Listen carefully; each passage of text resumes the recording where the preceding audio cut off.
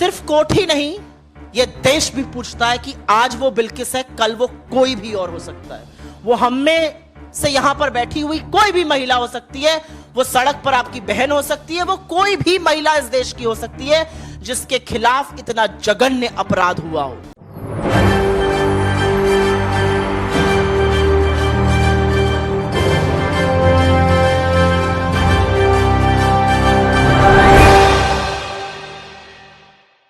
बिल्किस बानो मामले में अब गुजरात सरकार फंसती हुई नजर आ रही है। बिल्किस बानो केस में देखा जा रहा है कि राज्य सरकार फाइलें बंद करने के लिए सुप्रीम कोर्ट को आदेश देती हुई नजर आ रही है, लेकिन सुप्रीम कोर्ट ने फटकार लगाते हुए ही केंद्र सरकार और राज्य सरकार को चुनौती दी है कि आप इस तरीके से कदम मत उठाइए। यहाँ पर सुप्रीम कोर्ट ने कहा है कि अगर आप सेब को संतरे से तुलना करने लग जाएंगे तो वो सेब नहीं बन जाएगा।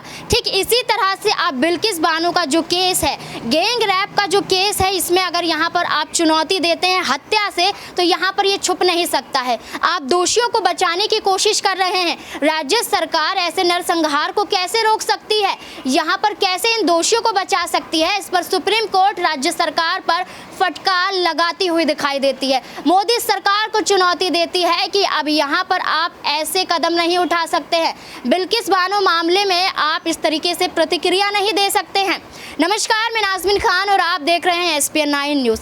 दरअसल 2002 की बात है जब बिल्किस बानो का गैंग रेप होता है और गैंग रेप के दौरान वहां पर देखा जाता है कि 11 लोग दोषी होते हैं और यहां पर बिल्किस बानो के घर में से 7 सदस्यों की हत्या भी कर दी जाती है। तो ऐसे में सुप्रीम कोर्ट में चुनौती दी जाती है। बिल्किस बानो ये केस जीतती भी है, लेकिन यहाँ पर दोषियों को पकड़ा जाता है।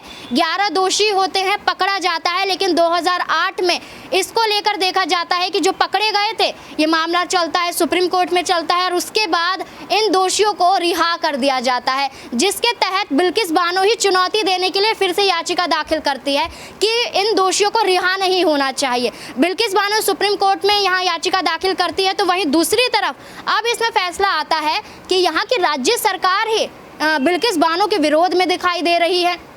यहाँ पर राज्य सरकार सुप्रीम कोर्ट से कहती हुई नजर आती है कि आप फाइलों को बंद कर दीजिए, आपने ही तो उन 11 दोषियों को रिहा किया है, अब दोबारा से उन्हें फंसाने की कोशिश क्यों की जा रही है, क्यों पकड़ा जा रहा है, ऐसे आरोप लगाते हुए सुप्रीम कोर्ट पर आरोप लगाया जा रहा है राज्य सरकार की तरफ से। लेकिन सुप्रीम कोर्ट ने भी फटकार लगाते हुए राज्य सरकार को एक तरीके से यहाँ पर चुनौती दे दी है कि आप गलत कदम उठा रहे हैं। आप यहाँ पर एक ऐसे गैंग रेप को बढ़ावा दे रहे हैं जहाँ पर इन दोषियों को फांसी की सजा होनी चाहिए।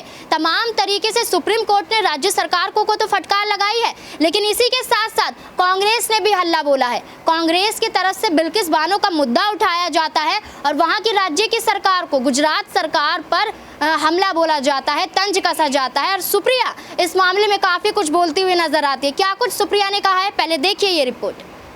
सिर्फ कोर्ट ही नहीं, यह देश भी पूछता है कि आज वो बिल्किस है, कल वो कोई भी और हो सकता है।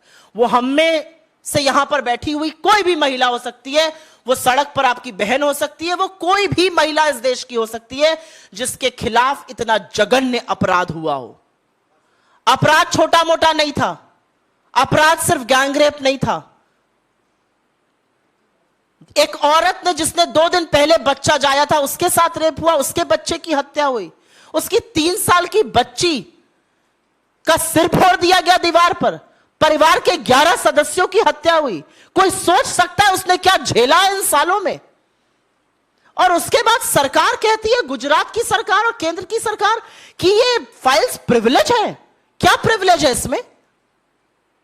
ये नेशनल सिक्योरिटी का मामला है, यह राष्ट्रीय सुरक्षा का मामला है, यह एक महिला की अस्मिता, एक महिला के हक, उस जघन्य अपराध के खिलाफ इस देश की आत्मा का मामला है। आपको सच बताना पड़ेगा, किस आधार पर आपने इतने जघन्य अपराधियों को रिलीज किया और किस आधार पर आपके लोगों ने उन्हें संस्कारी कहा। सुप्रीम कोर्ट ने जो सवाल पूछा है वो बिल्कुल सही सवाल है और आज इस देश की हर औरत पूछती है, ऐसे लोगों को बचाते हैं मोदी जी और उनके लोग, और कहां है स्मृति ईरानी जी, कहां है बाकी नेत्रियां? मुंह पर बिल्कुल चुप टेप लगाकर बैठ जाती हैं। आज जो सुप्रीम कोर्ट ने सवाल पूछा है वो इस देश की आत्मा को झकझोरता है सवाल कि कल बिल्किस है, आज कोई और हो सकता है। और क्या छुपाने की कोशिश कर रही है ये सरकार? There is absolutely nothing about national security here. The truth about how the convicts of Bilkis Bano were released need to come out, because that's the truth. Every woman in this country, including myself, wants to know what was the ground on which they were released. Supriya ने साफ तौर पर वही कहा है जो supreme court ने कहा है कि अगर आप सेब की तुलना संतरे से करेंगे तो वो सेब नहीं बन जाएगा।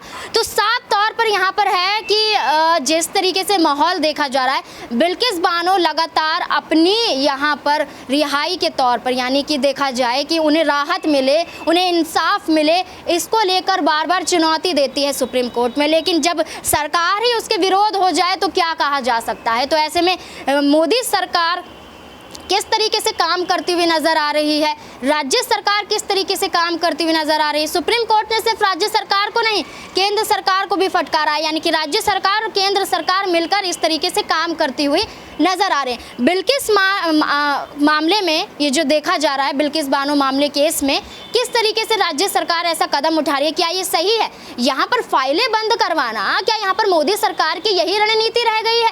अडानी मुद्दे पर फाइलें बंद करवाइए, किरण पटेल पर फाइलें बंद करवाइए, मोदी सरनेम में राहुल गांधी को घेरिए, अब ऐसे में बिल्किस बानो मामले में भी फाइल बंद करवाइए, जब सैनिकों की बात आती है तब भी फाइल बंद कराइए। यानी कि सील बंद लिफाफा वाली राजनीति यहाँ पर मोदी सरकार हमेशा करती हुई आई है और अभी भी करने की कोशिश कर रही है, जिसको चुनौती देते हुए सुप्रीम कोर्ट ने तो फटकार लगा दी है। अब इस मुद्दे पर आपकी क्या राय है, जो ऐसे कदम उठाती हुई गुजरात की सरकार दिखाई दे रही है? क्या है आपकी राय? कमेंट बॉक्स में जरूर बताएं और देखते रहिए SPN9 न्यूज़।